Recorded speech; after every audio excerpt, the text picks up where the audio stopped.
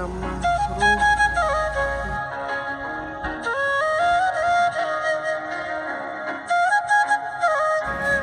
ಏನು ಬೇಕು? ಇಲ್ಲಿ ಲೋಕಲ್ ಗೈಡ್ನ ಬುಕ್ ಮಾಡ್ಕೊಂಡಿದ್ದೀವಿ. ಅವರೇ ವೆಹಿಕಲ್ನ ತರ್ತಾರೆ. ಅವ್ರ ವೆಹಿಕಲಲ್ಲೇ ಹೋಗೋಣ ಅಂತ. ಯಾಕಂದರೆ ಸಿಕ್ಕಾಪಟ್ಟೆ ಟ್ರಾಫಿಕ್ ಇದೆ.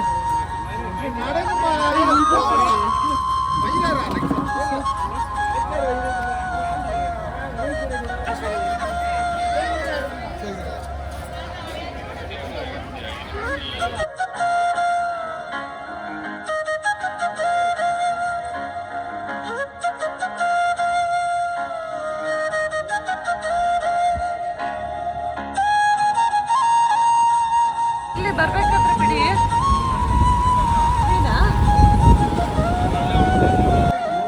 ನೋಡು aunty photo ತೆಗಿತೈತೆ. Aunty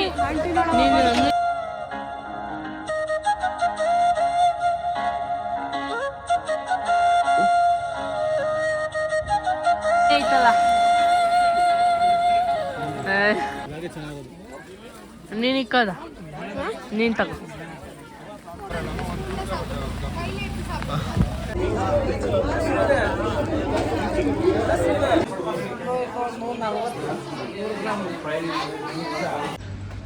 good morning from Ooty.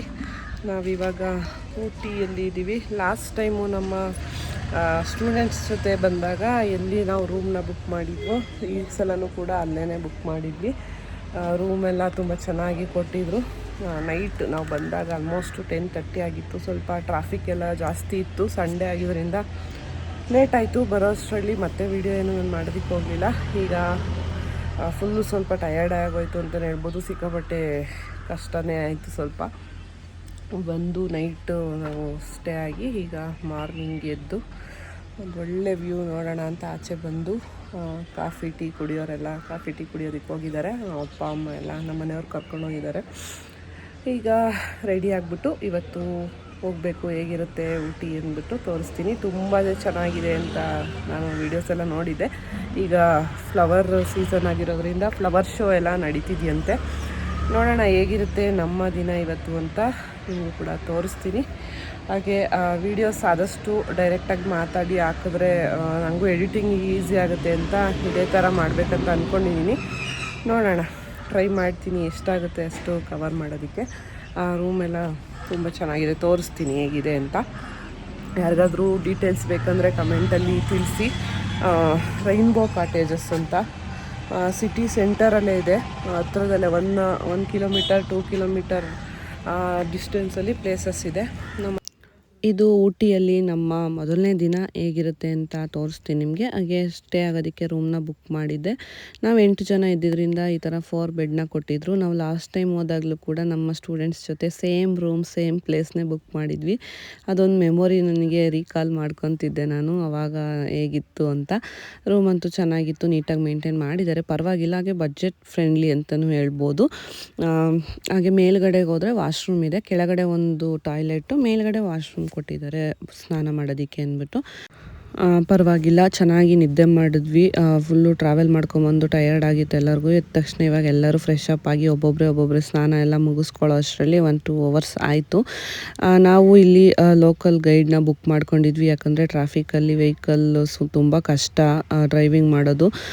ಆರಾಮಾಗಿರೋದಕ್ಕಾಗಲ್ಲ, risk ಆಗುತ್ತೆ ಅಂದ್ಬಿಟ್ಟು ಆರಾಮಾಗಿ ಬಂದಿರೋ ಜಾಗನ ನೋಡಬೇಕು, ಮತ್ತು ನಾವು ಸೇಫ್ಟಿಯಾಗಿ ಓಡಾಡಬೇಕು ಅಲ್ವಾ. ಹಂಗಾಗಿ ಮಕ್ಕಳು ಎಲ್ಲರೂ ಇದ್ದಿದ್ದರಿಂದ ಮತ್ತು ನಮ್ಮ ಮನೆಯವ್ರಿಗೂ ಸುಮ್ಮನೆ ಟೆನ್ಷನ್ ಆಗುತ್ತೆ ಟ್ರಾಫಿಕಲ್ಲಿ ವೆಹಿಕಲ್ ಓಡಿಸೋದಕ್ಕೆ ಅಂದ್ಬಿಟ್ಟು, ಅವರು ಆರಾಮಾಗಿರಲಿ ಅಂದ್ಬಿಟ್ಟು ಗೈಡ್ನ ಬುಕ್ ಮಾಡ್ಕೊಂಡಿದ್ವಿ. ಅವರು 9 o'clock ಅಷ್ಟರಲ್ಲಿ ಬರ್ತಾರೆ ಅಂದ್ಬಿಟ್ಟು ಅಷ್ಟರಲ್ಲೆಲ್ಲ ಈಗ ರೆಡಿ ಆಗ್ತಿದ್ದೀವಿ.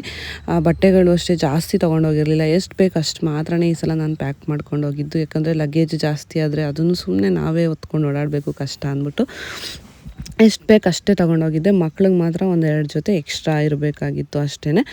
ಆ ಥರ ತೊಗೊಂಡು ಇವತ್ತಿಗೆ ಏನು ಬೇಕು ಅದನ್ನೆಲ್ಲ ಎತ್ತಿಟ್ಕೊಂಡು ಎಲ್ಲ ಒಬ್ಬೊಬ್ಬರನ್ನೇ ಸ್ನಾನಕ್ಕೆ ಕಳಿಸಿ ನಾವು ಫೈನಲಿ ಎಲ್ಲ ರೆಡಿಯಾಗಿ ಈಗ ಹೊರಗಡೆ ಹೋಗ್ತಾ ಇದ್ದೀವಿ. ಏನು ಬೇಕು? ಅವನಿಗೆ ಒಂದು ವಾಚ್ ಬೇಕಂತೆ, ಒಂದು ಇನ್ನೇನು ಬೇಕಪ್ಪ, ಒಂದು ಟಾಪಿ ಬೇಕು. ಆಮೇಲೆ ರೆಡಿಯಾಗಿ ಟಿಫನ್ ಮಾಡೋಕ್ಕೆ ಹೋಗ್ತಿದ್ದೀವಿ. ಮಾಡಿಕೊಂಡು ಆಮೇಲೆ ನೆಕ್ಸ್ಟು ಪ್ಲೇಸಸ್ನ ನೋಡೋಣ ಅಂತ. ಇಲ್ಲಿ ಲೋಕಲ್ ಗೈಡ್ನ ಬುಕ್ ಮಾಡ್ಕೊಂಡಿದ್ದೀವಿ. ಅವರೇ ವೆಹಿಕಲ್ನ ತರ್ತಾರೆ, ಅವ್ರ ವೆಹಿಕಲಲ್ಲೇ ಹೋಗೋಣ ಅಂತ. ಯಾಕಂದರೆ ಸಿಕ್ಕಾಪಟ್ಟೆ ಟ್ರಾಫಿಕ್ ಇದೆ, ಜನ ಜಾಸ್ತಿ ಇರೋದ್ರಿಂದ. ಇವತ್ತಿಂದ ಫ್ಲವರ್ ಶೋ ಸ್ಟಾರ್ಟ್ ಆಗ್ತಿದೆ, ಹೀಗಾಗಿ ಜಾಸ್ತಿ ಜನ ಇದ್ದಾರೆ. ಲೋಕಲಲ್ಲಿ ಗಾಡಿ ಓಡಿಸೋದು ಸ್ವಲ್ಪ ಕಷ್ಟ, ಹಂಗಾಗಿ ಗೈಡ್ನ ಬುಕ್ ಮಾಡ್ಕೊಂಡಿದ್ದೀವಿ. ಟಿಫನ್ ಮಾಡಿಕೊಂಡು ಹೋಗಬೇಕು, ತೋರಿಸ್ತೀನಿ. ಇದು ನಾವು ಇದ್ದಂಥ ಹೋಟೆಲ್ಲು ಅಲ್ಲ, ರೂಮ್ ಬುಕ್ ಮಾಡಿದ್ದು ಅಲ್ಲೇ, ರೈನ್ಬೋ ಕಾಟೇಜಸ್ ಅಂತ. ಮುಂದೆಗಡೆ ಪರ್ಪಲ್ ಕಲರ್ ಫ್ಲವರ್ ಕಾಣಿಸ್ತು, ಹಾಗಾಗಿ ಒಂದು ಟಿಫಿನ್ ತಗೊಂಡು ಬೈ ವಾಕ್ ನಾವು ಟಿಫನ್ಗೆ ಹೋಗ್ತಾಯಿದ್ದೀವಿ. ಯಾಕಂದರೆ ಸಿಕ್ಕಾಬಟ್ಟೆ ವೆಹಿಕಲ್ಸ್ ಇದೆ. ನಿನ್ನೆ ನಾವು ಬರಬೇಕಾದ್ರೇ ನೋಡಿದ್ದು, ಆಪೋಸಿಟಲ್ಲೂ ವೆಹಿಕಲ್ಸ್ ಇತ್ತು, ನಮ್ಮ ಹಿಂದೆ ಮುಂದೆನೂ ವೆಹಿಕಲ್ಸ್ ಇತ್ತು. ಹಾಗಾಗಿ ಮತ್ತೆ ನಡ್ಕೊಂಡು ಓಡಾಡೋದೇ ಬೆಟರ್ ಅಂತ ಇಲ್ಲಿಯ ಲೋಕಲ್ ಜನ ಹೇಳಿದ್ರು. ಹಾಗಾಗಿ ಇಲ್ಲೇ ಹತ್ರದಲ್ಲೇ ಇದೆ, ಸಿಟಿ ಸೆಂಟರಲ್ಲೇ ಇದೆ ನಾವು ಬುಕ್ ಮಾಡಿರೋ ಹೋಟೆಲು. ಹಾಗಾಗಿ ಬೈ ವಾಕ್ ಈಗ ಹೋಗ್ತಾಯಿದ್ದೀವಿ. ಚೆನ್ನಾಗಿದೆ ವೆದರ್, ತುಂಬ ಚಳಿ ಏನಿಲ್ಲ, ಕೂಲಾಗಿ ಚೆನ್ನಾಗಿದೆ. ರೆಡಿ ಆಗಿಬಿಟ್ಟು ವೆಹಿಕಲ್ ಬರೋ ಅಷ್ಟರಲ್ಲಿ ಟಿಫನ್ ಮುಗಿಸ್ಕೊಳ್ಳೋಣ ಅಂತ ಹೋಗ್ತಿದ್ದೀವಿ. ಸಿಕ್ಕಾಬಟ್ಟೆ ಜನ ಇದ್ದರು. ನಮಗಂತೂ ಒಂದ್ಸಲ ಅನ್ನಿಸ್ಬಿಡ್ತು, ಯಾಕಾದರೂ ಬಂದ್ವಪ್ಪ ಇವತ್ತು ಅಂತ. ಎಲ್ಲಿ ನೋಡಿದ್ರು ಜನ ಅಂದರೆ ಇನ್ನೇನು ಸಮ್ಮರ್ ಹಾಲಿಡೇಸ್ ಮುಗೀತಿದೆಯಲ್ಲ, ಹಂಗಾಗಿ ಎಲ್ಲರೂ ಕೂಡ ಅದಕ್ಕೋಸ್ಕರ ಬಂದಿರೋರೇನೆ. ಎಲ್ಲ ಹೋಟೆಲ್ಲು ರಶ್ಶು, ಎಲ್ಲ ಹೋಟೆಲ್ಗಳಲ್ಲೂ ಸಿಕ್ಕಾಬಟ್ಟೆ ಜನ, ಪಾರ್ಕಿಂಗಲ್ಲೂ ಜನ, ಈ ಥರ ಇತ್ತು. ಒಂದೆರಡು ಕಡೆ ನೋಡಿದ್ವಿ, ಫೈನಲಾಗಿ ಎಲ್ಲ ಒಂದು ಕಡೆ ಟಿಫನ್ ಸಿಕ್ತು. ಇನ್ನೇನು ಮಾಡೋಕ್ಕಾಗುತ್ತೆ, ಅಲ್ಲಿ ಏನು ಸಿಗುತ್ತೆ. ಈ ಥರ ಹೊರಗಡೆ ಎಲ್ಲ ಹೋದಾಗ ನಾವು ಹಿಂಗೆ ಬೇಕು ಹಂಗೆ ಬೇಕಂತ ಎಕ್ಸ್ಪೆಕ್ಟ್ ಮಾಡೋಕ್ಕೆ ಆಗಲ್ಲ. ಎಲ್ಲಿ ಏನು ಸಿಗುತ್ತೋ ಅದನ್ನು ತಿಂತಾ ಇರಬೇಕು, ಹೋಗ್ತಾ ಇರಬೇಕು ಅಷ್ಟೇ. ಟಿಫನ್ ಎಲ್ಲ ಮುಗಿಸ್ಕೊಂಡು ಮತ್ತೆ ನಾವೀಗ ನಾವೇನು ಬುಕ್ ಮಾಡಿದ್ವಿ ರೂಮ್, ಅಲ್ಲಿಗೆ ಬಂದ್ವಿ. ನಾವು ಬರೋ ಅಷ್ಟರಲ್ಲಿ ವೆಹಿಕಲ್ ಕೂಡ ಬಂದಿತ್ತು. ಬಂದ ತಕ್ಷಣ ಇವಾಗ ನಮ್ಮದು ರೂಮು ಚೆಕ್ಔಟ್ ಮಾಡೋದು 11 o'clock ಮೇಲೆಲ್ಲ ಎತ್ಕೊಂಬಂದ್ರ? ಮೇಲೇನೂ ಇಲ್ವಾ?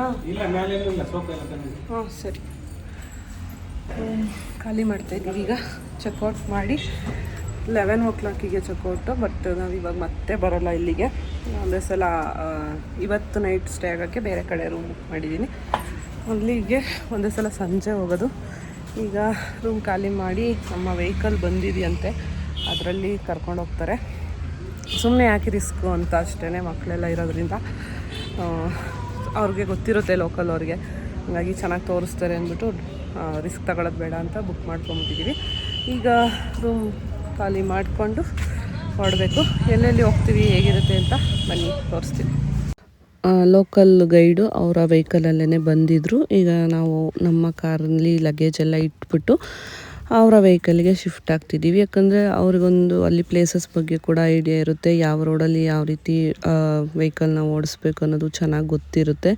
ಹಾಗೆ ಮತ್ತು ನಮ್ಮದೂ ಈಗ ಬೇರೆಯವ್ರ ಕಾರ್ನ ತೊಗೊಂಬಂದಿದ್ದೀವಿ. ಸುಮ್ಮನೆ ಯಾಕೆ ಏನಾದರೂ ರಿಸ್ಕ್ ಆದರೆ ಸ್ವಲ್ಪ ಟ್ರಾಫಿಕ್ ಎಲ್ಲ ಇದ್ದಾಗ ವೆಹಿಕಲ್ಗಳು ಟಚ್ ಆಗೋ ಚಾನ್ಸಸ್ ಎಲ್ಲ ಇರುತ್ತೆ, ಅದಕ್ಕೆ ರಿಸ್ಕ್ ತೊಗೊಳ್ಳೋದು ಬೇಡ ಅಂತ ಅಂದ್ಬಿಟ್ಟು ನಾವು ಈ ಡಿಸಿಷನ್ನ ತೊಗೊಂಡಿದ್ದು. ಬೊಟ್ಯಾನಿಕಲ್ ಗಾರ್ಡನ್ಗೆ ನಾವು ಫಸ್ಟ್ ಬಂದ್ವಿ.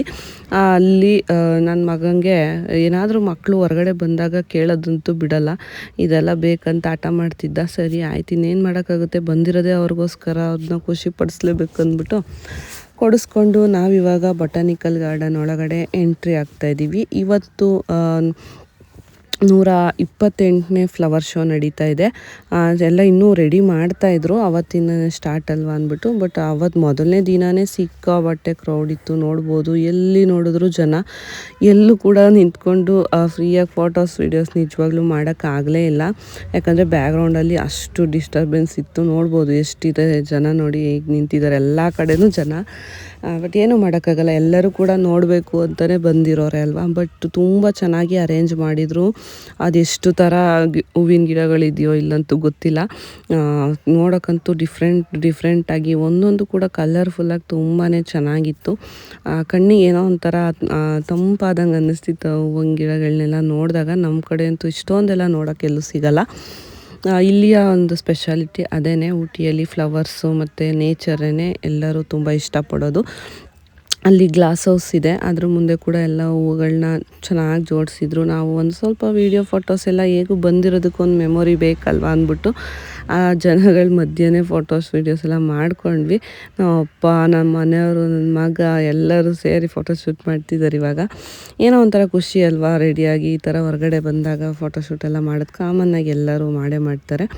90 ವರ್ಷ ಹಳೇದು ಬ್ಯಾನಿಯನ್ ಟ್ರೀ ಎಲ್ಲ ಇಟ್ಟಿದ್ರು. ಮಕ್ಕಳಿಗೆಲ್ಲ ಒಂಥರ ಕ್ಯೂರಿಯಾಸಿಟಿ, ಏನಿದು ಈ ಥರ ಡಿಫ್ರೆಂಟಾಗಿದೆಯಲ್ಲ ಅಂತ ನೋಡೋದಕ್ಕೆ ಎಲ್ಲ ತುಂಬಾ ಇಂಟ್ರೆಸ್ಟಿಂಗಾಗಿ ನೋಡಿ ಎಂಜಾಯ್ ಮಾಡ್ತಾಯಿದ್ರು. ಹಾಗೆ ಫ್ಲವರ್ಸು ಅಷ್ಟೇ ತುಂಬ ಚೆನ್ನಾಗೆಲ್ಲ ಅರೇಂಜ್ ಮಾಡ್ತಾಯಿದ್ರು. ನಾನು ಮತ್ತು ನಮ್ಮಮ್ಮ ಇವತ್ತು ಸೇಮ್ ಸ್ಯಾರಿನ ವೇರ್ ಮಾಡಿದ್ವಿ. ಇದು ನಮ್ಮ RP ಫ್ಯಾಷನಲ್ಲೇ ಸ್ಟಿಚ್ ಮಾಡಿಸಿದ್ದು, ನಮ್ಮ ಶಾಪಲ್ಲೇ ತೊಗೊಂಡು. ನನಗೆ ಮತ್ತು ಅಮ್ಮಂಗೆ ಈ ಕಲರ್ ತುಂಬ ಇಷ್ಟ, ಹಂಗಾಗಿ ಇದೇ ಇರಲಿ ಅಂದ್ಬಿಟ್ಟು ನಾನು ಸೆಲೆಕ್ಟ್ ಮಾಡ್ಕೊಂಡಿದ್ದೆ. ನಮ್ಮ ಅಜ್ಜಿಗೂ ಕೂಡ ತೊಗೊಳ್ಳೋಣ ಅಂತ ಅಂದ್ಕೊಂಡೆ. ಆದರೆ ಅವರು ಲಾಸ್ಟ್ ಮೂಮೆಂಟಲ್ಲಿ ಹೇಳಿದ್ದು, ಫಸ್ಟಿಂದ ಬರಲ್ಲ ಅಂತ ಅಂತಿದ್ರು. ಲಾಸ್ಟ್ ಮೂಮೆಂಟಲ್ಲಿ ಬರ್ತೀನಿ ಅಂತ ಹೊರಟ್ರು, ಹಂಗಾಗಿ ಅವ್ರಿಗೆ ಸ್ಟಿಚ್ ಮಾಡ್ಸೋಕ್ಕಾಗಲಿಲ್ಲ. ನೋಡೋಣ ಮತ್ತೊಂದು ಸಲ ಯಾವಾಗಾದರೂ ಒಂದೇ ಥರ ಹಾಕ್ಕೊಳ್ಳೋಕ್ಕೆ ಟ್ರೈ ಮಾಡ್ತೀವಿ. ಡಿಫ್ರೆಂಟಾಗಿ ಎಲ್ಲ ಗೊಂಬೆಗಳಿಗೆ ಫ್ಲವರಲ್ಲಿ ಡೆಕೋರೇಷನ್ನ ಮಾಡಿದರು. ನಮಗೂ ಓಡಾಡಿ ಸುಸ್ತಾಯಿತು. ಒಂದು ಸ್ವಲ್ಪ ಹೊತ್ತು ಹಾಗೆ ಕೂತ್ಕೊಂಡ್ವಿ. ಬ್ಯಾಕ್ಗ್ರೌಂಡಲ್ಲಿ ಏನೋ ಫಂಕ್ಷನ್ ಎಲ್ಲ ಆರ್ಗನೈಸ್ ಮಾಡ್ತಾಯಿದ್ರು. ಮ್ಯೂಸಿಕ್ ಪ್ಲೇ ಆಗ್ತಿತ್ತು. ನನ್ನ ಮಗ ಅದಕ್ಕೆ ಇವಾಗ ಡ್ಯಾನ್ಸ್ ಮಾಡ್ತಾ ಇರೋದು. ನಾನು ಫಸ್ಟ್ ಟೈಮ್ ನೋಡಿದ್ದು, ಇಷ್ಟು ಚೆನ್ನಾಗಿ ಖುಷಿಯಾಗಿ ಎಂಜಾಯ್ ಮಾಡ್ತಾರೆ ನಾನು ಅಂದ್ಕೊಂಡಿರಲಿಲ್ಲ. ಯಾಕಂದರೆ ಎಷ್ಟೊಂದು ಸಲ ಹೋಗಿದ್ದೀವಿ ಈ ಥರ ಹೊರಗಡೆ ಹೋದಾಗೆಲ್ಲ ಸುಮ್ಮನೆ ಹಠ ಮಾಡೋದು, ಅಳೋದು, ಅದು ಇದು ಅಂತ ಹಠ ಮಾಡೋದು, ಕಿತ್ತಾಡೋದು ಮಾಡ್ತಿದ್ರು. ಬಟ್ ಈಗ ಪರವಾಗಿಲ್ಲ, ಚೆನ್ನಾಗಿ ಎಂಜಾಯ್ ಮಾಡಿದ್ರಲ್ಲ, ಖುಷಿ ಆಯ್ತು ನನಗೂ ನೋಡಿ. ಬಂದಿರೋದೇ ಅವ್ರಿಗೋಸ್ಕರ, ಹಂಗಾಗಿ ಅವ್ರು ಖುಷಿಯಾಗಿದ್ದರೆ ಅದ್ರ ಮುಂದೆ ನಮಗೇನೇನು ಬೇಡ ಅಂತ ಅನ್ನಿಸ್ತಿತ್ತು. ಹಾಗೆ ಮತ್ತೊಂದು ಸ್ವಲ್ಪ ಹಾಗೆ ನೋಡಿಕೊಂಡು ಈಗ ಮುಂದೆ ಹೋಗ್ತಾ ಇದ್ದೀವಿ. ಜನ ಅಂತೂ ಎಲ್ಲಿ ನೋಡಿದ್ರು ಫೋಟೋಶೂಟ್ ವಿಡಿಯೋ ಶೂಟ್ ಮಾಡಿಕೊಂಡೇ ನಿಂತಿರೋರು. ಇನ್ನೊಬ್ಬರು ಬರ್ತಿದ್ದಾರೆ ಅಂತಲೂ ನೋಡಲ್ಲ. ಅದೇನು ಮಾಡೋಕ್ಕಾಗಲ್ಲ. ಈ ಥರ ಜಾಗಗಳಲ್ಲಿ ಈ ಟೈಮಲ್ಲಿ ಹೋದಾಗ, ಸೀಸನಲ್ಲಿ ಹೋದಾಗ ಇದೇ ಥರ ಪ್ರಾಬ್ಲಮ್ ಆಗೇ ಆಗುತ್ತೆ. ಗೊಂಬೆಗಳಿಗೆಲ್ಲ ಅಲಂಕಾರ ಮಾಡಿದರು ಹೂವಿನಲ್ಲಿ. ಬಟ್ ಬಿಸಿಲಲ್ಲಿ ಬೇಗ ಒಣಗೋಗ್ಬಿಡುತ್ತಲ್ಲ ಅಂತಲೂ ಅನ್ನಿಸ್ತಿತ್ತು ನೋಡ್ತಿದ್ರೆ. ಬಟ್ ಏನು ಮಾಡೋಕ್ಕಾಗಲ್ಲ. ಇಲ್ಲಿಯ ಒಂದು ಊಟಿಯ ಸ್ಪೆಷಾಲಿಟಿನೇ ಅದು. ಇಲ್ಲಿ ರೋಸಸ್ಸು ಮತ್ತು ನೇಚರು, ಚಾಕ್ಲೇಟು, ಟೀ ಇದಕ್ಕೇ ಫೇಮಸ್ಸು ಊಟಿ. ಹಂಗಾಗಿ ಅಲ್ಲಿ ಮಾವಿನಕಾಯಿ ಎಲ್ಲ ಮಾರ್ತಾಯಿದ್ರು. ಅದನ್ನು ತಂದರು ನಮ್ಮ ಮನೆಯವರು. ಹಾಗೆ ತಿಂದ್ಕೊಂಡು ಮತ್ತು ನನ್ನ ಮಗನ ಡ್ಯಾನ್ಸ್ ಇವತ್ತು ನಿಲ್ಲೇ ಇಲ್ಲ. ನನಗಂತೂ ಫುಲ್ ಖುಷಿಯಾಗೋಯ್ತು ನೋಡಿ. ಈ ಥರ ಒಂದು ಎಂಜಾಯ್ ಮಾಡ್ತಾನೆ ಅಂತ ನಾನು ಅಂದ್ಕೊಂಡಿರಲಿಲ್ಲ. ಹಾಗೇ ನಮಗೂ ಕೂಡ ಅಷ್ಟೇ ಖುಷಿ ಆಯಿತು. ಯಾಕಂದರೆ ಸ್ವಲ್ಪ ನಾಚಿಕೆ ಸ್ವಭಾವ ನಮ್ಮ ಮನೆಯವರು, ನನ್ನ ಮಕ್ಕಳು ಎಲ್ಲರೂ ಅಷ್ಟೇ ಕ್ಯಾಮ್ರಾ ವೀಡಿಯೋಗೆ ಬರೋದಕ್ಕೆ ಅಷ್ಟು ಇಷ್ಟಪಡಲ್ಲ. ಆದರೆ ಇವತ್ತು ಇಷ್ಟು ಎಂಜಾಯ್ ಮಾಡಿದ್ರಲ್ಲ, ನನಗೂ ನೋಡಿ ಖುಷಿ ಆಯಿತು. ಈ ಒಂದು ಜಾಗ ನಾವು ಮದುವೆ ಆದಾಗ ಹನಿಮೂನ್ಗೆ ಅಂತ ಬಂದಿದ್ವಿ. ಹಂಗಾಗಿ ಒಂದು ಮೆಮೊರಿ ನಮಗೆ ಅಲ್ಲಿ ರೀಕ್ರಿಯೇಟ್ ಆಯಿತು. ಆ ಟೈಮಲ್ಲಿ ಇದೇ ಜಾಗದಲ್ಲಿ ನಾವು ಫೋಟೋಶೂಟ್ ಎಲ್ಲ ಮಾಡಿಸಿದ್ವಿ. ಅವಾಗ ವೀಡಿಯೋಸ್ ಎಲ್ಲ ಏನೂ ಮಾಡ್ತಾ ಇರಲಿಲ್ಲ, ಜಸ್ಟ್ ಫೋಟೋಸ್ ಅಷ್ಟೇ ತೆಗಿತಾ ಇದ್ದಿದ್ದು. ಫೋಟೋಶೂಟ್ ಎಲ್ಲ ಮಾಡಿಸಿದ್ವಲ್ಲ ಅಂದ್ಬಿಟ್ಟು ಅದೊಂದು ಮೆಮೊರಿಗೆ ಇರಲಿ ಅಂತ ಅಲ್ಲೊಂದು ಸ್ವಲ್ಪ ಕ್ಲಿಪ್ಪಿಂಗ್ಸ್ನ ತಗೊಂಡೆ ಅಷ್ಟೇ. ನಮ್ಮ ಮನೆಯವ್ರಿಗೆ ಫೋಟೋ ವೀಡಿಯೋಗೆಲ್ಲ ಬರೋದಕ್ಕೆ ಅವ್ರು ನಿಜವಾಗ್ಲೂ ಇಷ್ಟನೇ ಪಡಲ್ಲ. ಹಿಂಗೆ ಹೆಂಗೆ ಬೇಕಾದರೂ ತಕ್ಕೊಡ್ತೀನಿ, ನೀನು ಹಿಂಗಾದರೂ ಹಾಕ್ಕೋ, ನಮ್ಮನ್ನು ಮಾತ್ರ ತೆಗಿಬೇಡ, ತೋರಿಸ್ಬೇಡ ಅಂತಾರೆ. ಅವ್ರಿಗೆ ಅಷ್ಟು ಇಷ್ಟ ಆಗಲ್ಲ. ಹಂಗಾಗಿ ಆದರೆ ನನ್ನ ಬಲವಂತಕ್ಕೆ ಅಷ್ಟಾದರೂ ಬಂದರು. ನನ್ನ ಮಗನ ಡ್ಯಾನ್ಸ್ ನೋಡಿ ನನಗೂ ಕೂಡ ಅವ್ರ ಜೊತೆ ಡ್ಯಾನ್ಸ್ ಮಾಡಬೇಕಂತ ಅನಿಸ್ಬಿಡ್ತು ಇವತ್ತು. ಹಂಗಾಗಿ ಒಂದು ಸ್ವಲ್ಪ ಅಲ್ಲಿ ಡ್ಯಾನ್ಸ್ ಎಲ್ಲ ಮಾಡಿ ಮ್ಯೂಸಿಕ್ಕಿಗೆ ಸಖತ್ತಾಗಿ ಪ್ಲೇ ಮಾಡ್ತಿದ್ರು. ಈ ಕಡೆ ಬಂದು ತಮಿಳ್ ಲ್ಯಾಂಗ್ವೇಜ್ ಯೂಸ್ ಮಾಡೋದಿಲ್ಲಿ. ಅದರಲ್ಲಿ ಕೂಡ ಮ್ಯೂಸಿಕ್ ತುಂಬಾ ಚೆನ್ನಾಗಿರುತ್ತೆ. ನಾವು ಅಷ್ಟಾಗಿ ಕೇಳಲ್ವಲ್ಲ, ನಮಗದು ಗೊತ್ತಿಲ್ಲ. ಬಟ್ ಅಲ್ಲಿ ಆ ಒಂದು ವೈಬ್ ತುಂಬ ಚೆನ್ನಾಗಿತ್ತು ಅವತ್ತು. ಹಾಗೆ ಒಂದು ಸ್ವಲ್ಪ ಕ್ಲಿಪ್ಪಿಂಗ್ಸ್ ಎಲ್ಲ ತಗೊಂಡ್ವಿ. ಬ್ಯಾಕ್ಗ್ರೌಂಡು ಸಖತ್ತಾಗಿತ್ತು, ನೇಚರು, ವೆದರ್ ಅಂತೂ. ನಾವಿಲ್ಲಿ ಹೋದಾಗ ಆಲ್ಮೋಸ್ಟ್ ಒಂದು 11:30-12 ಆ ಟೈಮಲ್ಲಿ ಹೋಗಿದ್ವಿ ನೋಡಿ. ಒಂದು ಸ್ವಲ್ಪನೂ ಬಿಸಿಲೇ ಇಲ್ಲ, ಅಷ್ಟು ಚೆನ್ನಾಗಿತ್ತು, ಕೂಲಾಗಿ ವೆದರು. ಅಲ್ಲೇ ಕುತ್ಕೊಂಬಿಡೋಣಪ್ಪ ಅಂತ ಅನ್ನಿಸ್ತಿತ್ತು. ಬಟ್ ಏನು ಮಾಡೋಕ್ಕಾಗಲ್ಲ, ನಾವಿಲ್ಲಿ ಹೊರಗಡೆ ಬಂದಾಗ ಆದಷ್ಟು ಪ್ಲೇಸಸ್ನ ಕವರ್ ಮಾಡಬೇಕಾಗುತ್ತೆ. ಸುಮ್ಮನೆ ಒಂದೇ ಕಡೆ ಕುತ್ಕೊಂಡು ಟೈಮ್ ಪಾಸ್ ಮಾಡಿದ್ರೆ ಬಂದಿರೋ ಬೇರೆ ಪ್ಲೇಸಸ್ಗಳನ್ನ ನೋಡೋದಕ್ಕಾಗಲ್ಲ. ಅಲ್ಲಿಂದ ನಾವಿವಾಗ ಹೊರಗಡೆ ಬರ್ತಾಯಿದ್ದೀವಿ. ಚೆನ್ನಾಗಿತ್ತು. ಬೊಟ್ಯಾನಿಕಲ್ ಗಾರ್ಡನ್ ತುಂಬಾ ಫೇಮಸ್ ಊಟಿಯಲ್ಲಿ. ಯಾರಾದರೂ ಬಂದ್ರಿ ಅಂದರೆ ಆಲ್ಮೋಸ್ಟ್ ಅದನ್ನು ವಿಸಿಟ್ ಮಾಡಿ. ರೋಸ್ ಶೋ ಎಲ್ಲ ಇನ್ನೂ ನಡೀತಾ ಇದೆ.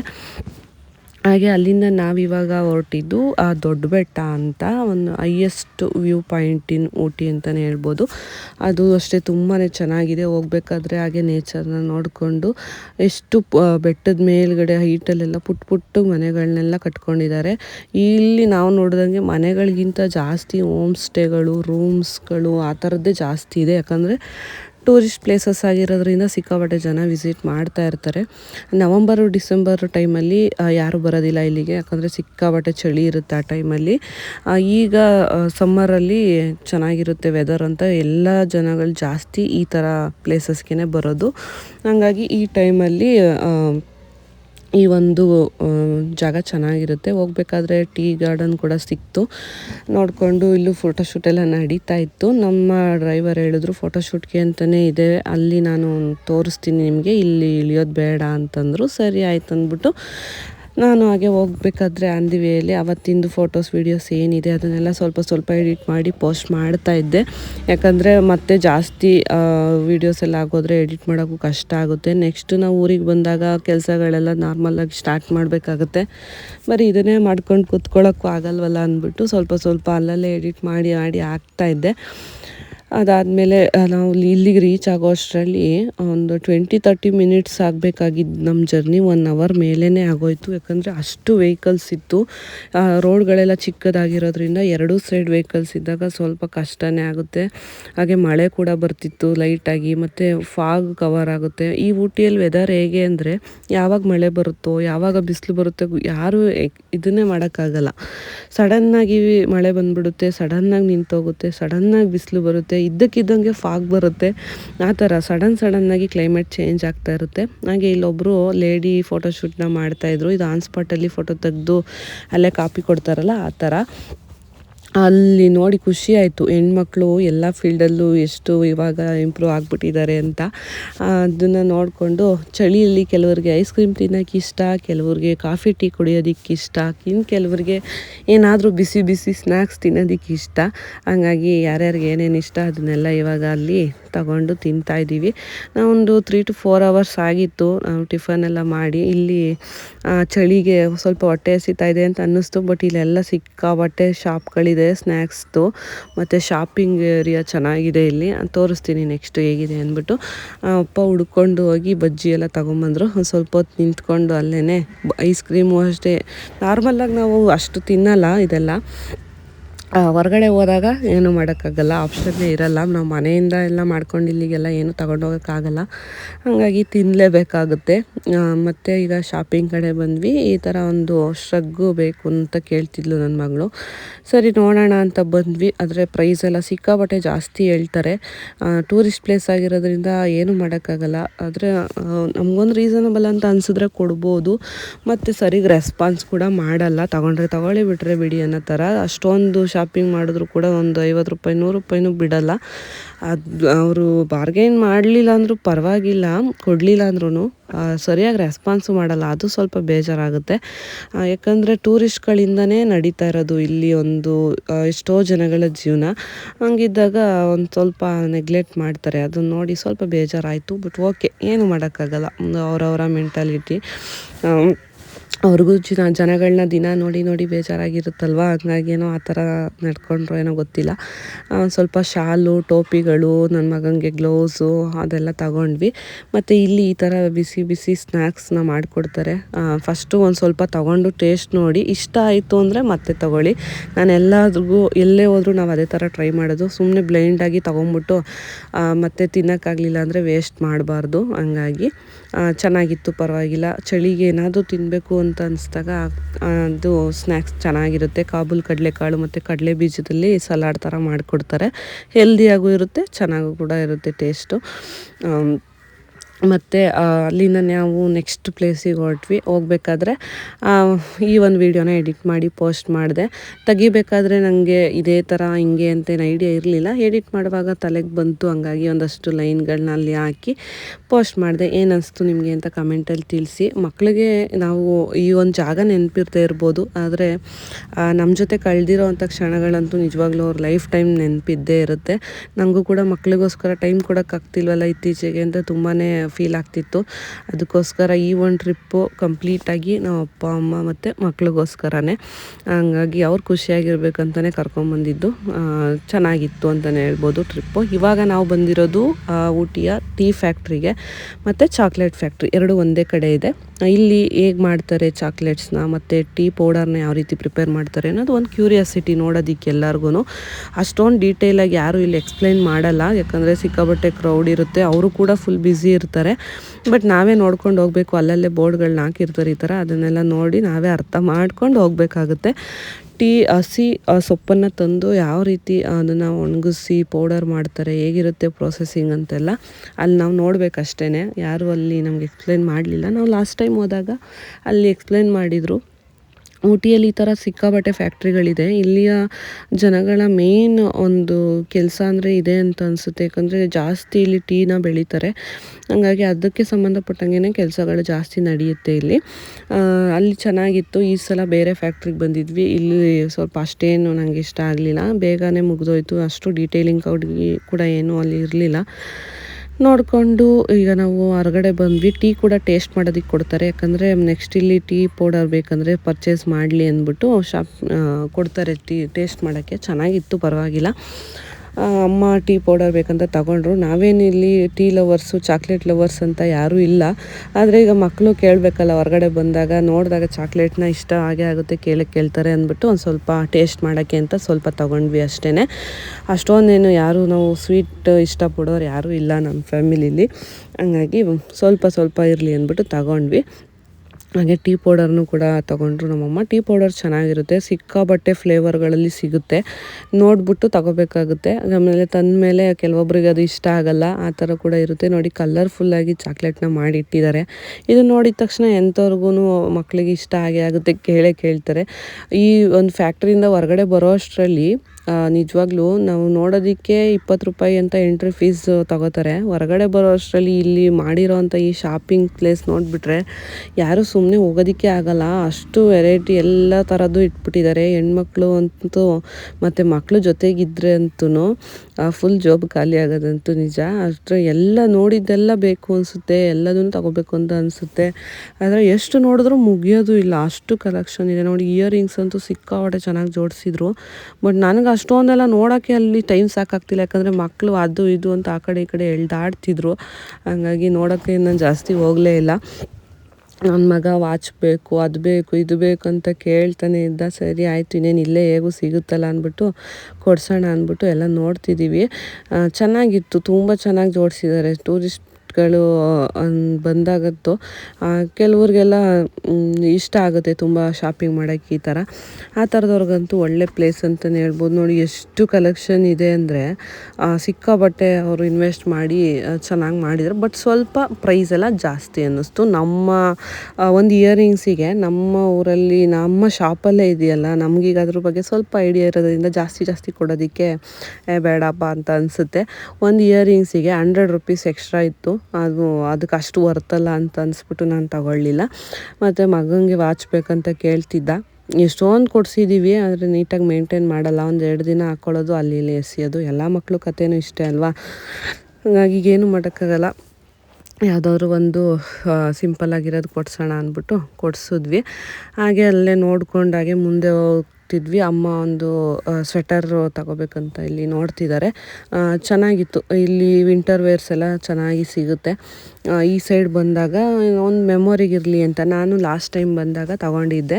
ನಮ್ಮ ಸ್ಟೂಡೆಂಟ್ಸ್ ಜೊತೆ ಬಂದಾಗ ಸ್ವೆಟರ್ಸ್ ಎಲ್ಲ ತೊಗೊಂಡೋಗಿದ್ದೆ. ಹಂಗಾಗಿ ನಾನೇನು ಈ ಸಲ ತಗೊಳ್ಳಿಲ್ಲ. ಅಮ್ಮ ಬೇಕಂತ ಅಂತಿದ್ರು ಅಂದ್ಬಿಟ್ಟು ಅವರಿಗೆ ಕೊಡಿಸಿದ್ವಿ. ನನ್ನ ಮಗಳು ಈ ಥರ ಟಾಪ್ಸ್ಗಳೆಲ್ಲ ನೋಡ್ತಿತ್ತು, ಚೆನ್ನಾಗಿದೆ ಅಂದ್ಬಿಟ್ಟು. ಚೆನ್ನಾಗೇನೋ ಇತ್ತು, ಬಟ್ ಹೆವಿ ಕಾಸ್ಟ್ಲಿ ಆಗೋಯಿತು. ನಮ್ಮ ಊರ ಕಡೆ ಮಾಲ್ಗಳಲ್ಲಿ ಕೂಡ ಇಷ್ಟು ಪ್ರೈಸ್ ಇರಲ್ಲ, ಅಷ್ಟು ಪ್ರೈಸ್ನ ಹಾಕಿದ್ರು. ಹಾಗಾಗಿ ಬೇಡ ಅಂತ ಅನ್ನಿಸ್ತು. ನೋಡ್ಕೊಂಡು ಬಂದ್ವಿ ಅಷ್ಟೇ, ಹೇಗಿರುತ್ತೆ ಕ್ವಾಲಿಟಿ ಎಲ್ಲ ಅಂದ್ಬಿಟ್ಟು ನಮಗೊಂದು ಐಡಿಯಾ ಬರುತ್ತಲ್ಲ ಅಂತ ನೋಡ್ಕೊಂಡು ಬಂದ್ವಿ. ಆಮೇಲೆ ನನ್ನ ಮಗಳೇ ಹೇಳ್ತು, ಪ್ರೈಸ್ ಜಾಸ್ತಿ ಆಯಿತು ಅಮ್ಮ, ಇದು ಬೇಡ ಅಂತ. ಸರಿ ಆಯ್ತು ಅಂದ್ಬಿಟ್ಟು ನೋಡೋಣ ಎಲ್ಲಾದರೂ ಆನ್ಲೈನಲ್ಲಿ ಸರ್ಚ್ ಮಾಡಿದ್ರೆ ಇನ್ನೂ ಕಮ್ಮಿಗೇ ಸಿಗುತ್ತೆ ಈ ಥರ ಬಟ್ಟೆಗಳು. ಅದನ್ನು ತಗೊಳ್ಳೋಣ ಅಂದ್ಬಿಟ್ಟು ಹಾಗೆ ಹೊರಗಡೆ ಬಂದ್ವಿ. ಊಟದ ಟೈಮ್ ಕೂಡ ಆಗಿತ್ತು. ಅಂದ್ರೆ ಆಗೋಗಿತ್ತು ಟೈಮು. ನಮಗಂತೂ ಇಡ್ಲಿ ದೋಸೆ ತಿಂದು ಸುಸ್ತಾಗ್ಬಿಟ್ಟಿತ್ತು ಬೆಳಿಗ್ಗೆನೆ. ಅನ್ನ ಸಾಂಬಾರು ಸಿಕ್ಕಿದ್ರೆ ಸಾಕಪ್ಪ ಅಂತ ಹುಡ್ಕಾಡ್ತಿದ್ವಿ. ಬೋಟ್ ಹೌಸ್ ಇದೆ ಊಟಿಯಲ್ಲಿ, ಅದರ ಆಪೋಸಿಟಲ್ಲಿ ಅನ್ನ ಸಾಂಬಾರು ಸಿಕ್ತು. ಚೆನ್ನಾಗಿತ್ತು, ಖುಷಿಯಾಗಿ ತಿಂದು ಬೋಟ್ ಹೌಸ್ಗೆ ಹೋಗೋಣ ಅಂತ ಹೋದ್ವಿ. ಅಲ್ಲಿರೋವಂಥ ಜನ ನೋಡಿಬಿಟ್ರೆ 2 ಅವರ್ಸ್ ಲೈನಲ್ಲಿ ನಿಂತ್ಕೋಬೇಕಿತ್ತು ಟಿಕೆಟಿಗೆ.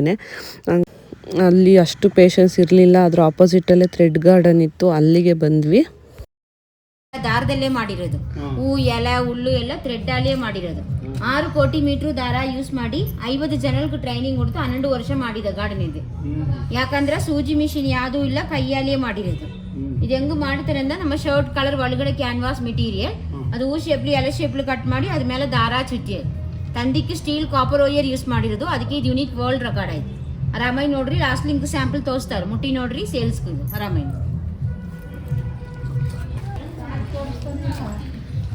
ಇದು ಬಂದು ಬೋಟ್ ಹೌಸ್ ಆಪೋಸಿಟಲ್ಲೇ ಇದೆ, ಥ್ರೆಡ್ ಗಾರ್ಡನ್ ಅಂತ. ಏನಿರ್ಬೋದು ಇದು? ನನ್ನ ಮಗಳು ಗೂಗಲಲ್ಲಿ ಹುಡುಕಿದ್ದು, ಊಟಿಯಲ್ಲಿ ಪ್ಲೇಸಸ್ ಏನೇನಿದೆ ಅಂತ ಹುಡುಕಿ ಅಮ್ಮ ಇಲ್ಲಿ ಹೋಗೋಣ ಅಂತ ಕರ್ಕೊಂಡೋಗಿದ್ದು.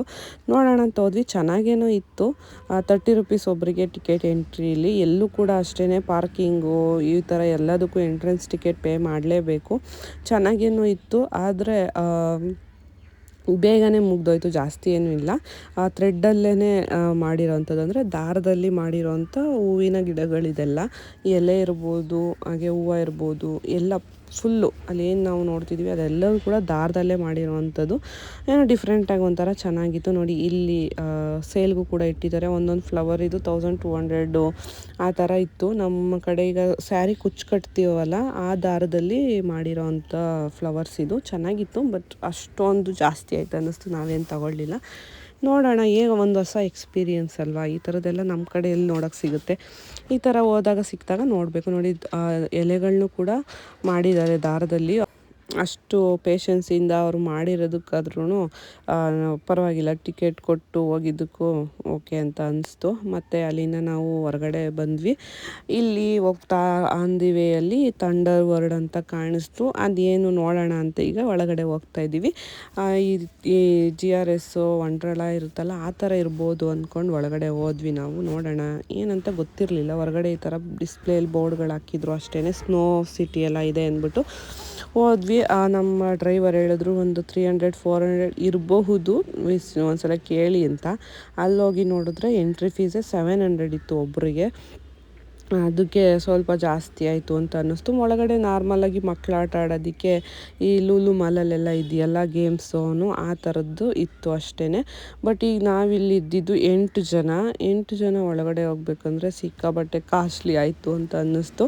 ಮಕ್ಳನ್ನ ಕರ್ಕೊಂಡು ನಾನು ಮಾತ್ರ ಹೋಗಿ ಬರೋಣ ಅಂತ ಅಂದ್ಕೊಂಡೆ, ಆದರೆ ಜಾಸ್ತಿ ಪ್ರೈಸು ಆಯಿತು. ಮತ್ತು ಒಳಗಡೆ ಹೋದರೆ ಅಲ್ಲೆಲ್ಲ ನಾವು ಆಟ ಆಡ್ಕೊಂಡು ಬರೋ ಅಷ್ಟರಲ್ಲಿ ಒಂದು 4 to 5 hours ಅಂತೂ ಆಗೇ ಆಗುತ್ತೆ. ಅಲ್ಲಿವರೆಗೂ ಇವರೆಲ್ಲ ಹೊರಗಡೆ ಸುಮ್ಮನೆ ವೆಯ್ಟ್ ಮಾಡಬೇಕಾಗುತ್ತಲ್ಲ. ಮತ್ತು ಒಳಗಡೆ ಬಂದರೆ ಇಲ್ಲಿ ದೊಡ್ಡವರು ಕೂಡ ಯಾರೂ ಆಟ ಆಡೋಕ್ಕೆ ಇಷ್ಟಪಡಲ್ಲ. ಹಾಗಾಗಿ ಈ ಥರ ಎಲ್ಲ ಗೇಮ್ಸು ಲೂಲು ಮಾಲಲ್ಲೇ ಇದೆ. ಅಲ್ಲಿಗೇ ಕರ್ಕೊಂಡೋಗ್ತೀನಿ ಒಂದ್ಸಲ ಅಂತ ಹೇಳ್ಬಿಟ್ಟು ನನ್ನ ಮಗಳಿಗೆ ಸಮಾಧಾನ ಮಾಡ್ಕೊಂಡು ಹಾಗೆ ಹೊರಗಡೆ ಕರ್ಕೊಂಬಂದ್ವಿ. ತುಂಬಾ ಜಾಸ್ತಿ ಆಯಿತು ಪ್ರೈಸ್ ಅಂತ ಅನ್ನಿಸ್ತು. ಬಟ್ ಓಕೆ, ಏನೂ ಮಾಡೋಕ್ಕಾಗಲ್ಲ. ಈ ಥರ ಟೂರಿಸ್ಟ್ ಪ್ಲೇಸ್ಗಳಲ್ಲೆಲ್ಲ ಅದನ್ನೆಲ್ಲ ಏನು ಎಕ್ಸ್ಪೆಕ್ಟ್ ಮಾಡೋಂಗೇ ಇಲ್ಲ. ದುಡ್ಡು ಅಷ್ಟು ಖರ್ಚಾಗುತ್ತೆ, ಇಷ್ಟು ಖರ್ಚಾಗುತ್ತೆ, ಇಷ್ಟು ಅಂತೆಲ್ಲ ಹೇಳೋಕ್ಕೆ ಆಗಲ್ಲ. ಸರಿ ಓಕೆ ಅಂದ್ಬಿಟ್ಟು ಅಲ್ಲಿಂದ ಹಾಗೆ, ಮತ್ತು ಜನ ಕೂಡ ತುಂಬಾ ಕಮ್ಮಿ ಇದ್ದರು ಅಲ್ಲಿ. ಹಂಗಾಗಿ ಬೇಡ ಅಂದ್ಕೊಂಡು ಹಾಗೆ ನಾವು ವಾಪಸ್ ಬಂದ್ವಿ. ಇವಾಗ ನಾವು ಬಂದಿರೋದು ರೋಸ್ ಗಾರ್ಡನ್ಗೆ. ಇಲ್ಲೂ ಕೂಡ ಫ್ಲವರ್ ಶೋ ನಡೀತಾ ಇದೆ. ತುಂಬ ಚೆನ್ನಾಗಿ ಮಾಡಿದರು. ಇಲ್ಲೂ ಕೂಡ ಫ್ಲವರ್ಸಲ್ಲಿ ನೋಡ್ಬೋದು ಪಕ್ಷಿಗಳು, ಮತ್ತು ಎಷ್ಟು ಡಿಫ್ರೆಂಟಾಗೆಲ್ಲ ಪಕ್ಷಿಗಳನ್ನ ಹೂವಿನಲ್ಲಿ ಅಲಂಕಾರ ಮಾಡಿದರು. ಇದು ಆಲ್ಮೋಸ್ಟ್ ಕ್ಲೋಸಿಂಗ್ ಟೈಮು ನಾವು ಬಂದಾಗ ಸಂಜೆ ಆಗಿತ್ತು. ಇಲ್ಲಿಂದ ನಾವು ನೆಕ್ಸ್ಟು ನಾವು ಬುಕ್ ಮಾಡಿದಂಥ ರೂಮಿಗೆ ಹೋಗಬೇಕಿತ್ತು. ಹಾಗಾಗಿ ನೋಡಿಕೊಂಡು ಒಂದು ಸ್ವಲ್ಪ ಹೋಗ್ಬಿಡೋಣ. ರೋಸ್ ಗಾರ್ಡನ್ ತುಂಬ ದೊಡ್ಡದಾಗಿದೆ, ಕೆಳಗಡೆ ಎಲ್ಲ ಇಳಿದು ನಡ್ಕೊಂಡು ಹೋಗೋ ಥರ ಇದೆ. ಬಟ್ ಟೈಮ್ ಆಗೋಗಿತ್ತು ಆಲ್ರೆಡಿ. ಅಂದ್ಬಿಟ್ಟು ಮೇನ್ ಏನಿದೆ ಅದನ್ನೆಲ್ಲ ನಾವು ನೋಡಿಕೊಂಡು ಇವಾಗ ಅಲ್ಲಿಂದ ಹೊರಗಡೆ ಬರೋಣ ಅಂತ ಅಂದ್ಕೊಂಡ್ವಿ. ರೂಮಿಗೆ ಒಂದು 6:37 ಅಷ್ಟರಲ್ಲಿ ಹೋಗೋಣ ಅಂತ ಅಂದ್ಕೊಂಡ್ವಿ. ಬಟ್ ಸ್ವಲ್ಪ 8 ಗಂಟೆ ಆಯಿತು, ಹೇಳಿದ್ನಲ್ಲ ಹೆವಿ ಟ್ರಾಫಿಕ್ಕು, ಹಂಗಾಗಿ ಸ್ವಲ್ಪ ರೀಚ್ ಆಗೋದು ಲೇಟೇ ಆಯಿತು. ಬಟ್ ಓಕೆ, ಏನು ಮಾಡೋಕ್ಕಾಗಲ್ಲ.